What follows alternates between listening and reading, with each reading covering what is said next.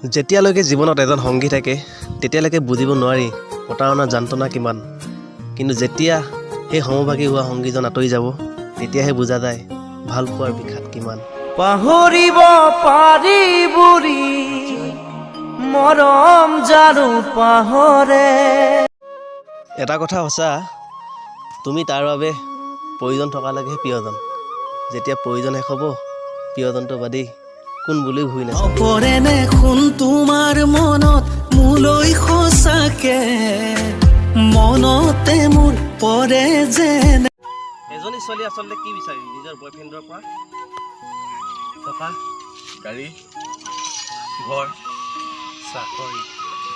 যদি এইবোৰে হয় তেতিয়াহ'লে আমাৰ বাবে প্ৰধান শত্ৰু ডাক্তৰ, ইঞ্জিনিয়াৰ আৰু চৰকাৰী চাকৰিয়াল নেকি? তেতিয়াহ'লে আমাৰ মৰমবোৰ কোনে বুটলিব? আঁতৰি যোৱা যদি কৈ দিয়া এনেকৈ প্ৰেমৰ অভিনয় কৰি দূৰে দূৰে নৰবা।